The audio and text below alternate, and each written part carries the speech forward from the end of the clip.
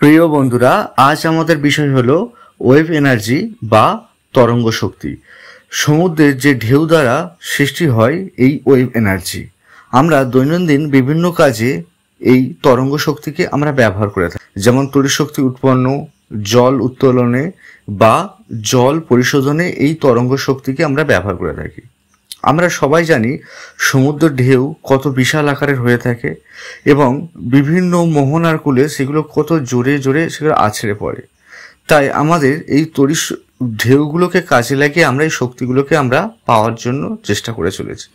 ঢেউগুলো সৃষ্টি হয় যখন বায়ু সমুদ্রের ওপর প্রবাহিত হয়, অর্থাৎ সমুদ্রের ওপরে আমরা জানি সবসময় একটা বায়ু প্রবাহিত হয়, আর এই বায়ু যখনই জোরে প্রবাহিত হয় তখন সমুদ্রে একটা ঢেউয়ের সৃষ্টি হয়।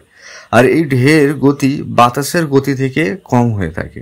স্বাভাবিক, বাতাস বাধা পাচ্ছে না, তাই বাতাসের গতি বেশি হয়ে থাকবে এবং সেই জায়গায় ঢেউয়ের গতিটা অতটা থাকবে না। এখানে একটি শক্তি স্থানান্তর হয়ে থাকে, কারণ আমরা দেখি যে বাতাসের যে একটা শক্তি থাকে সেই শক্তিটা এই ঢেউয়ের সৃষ্টির জন্য হয়ে থাকে এবং এই বাতাসের শক্তি এই ঢেউয়েতে স্থানান্তরিত হয়ে থাকে।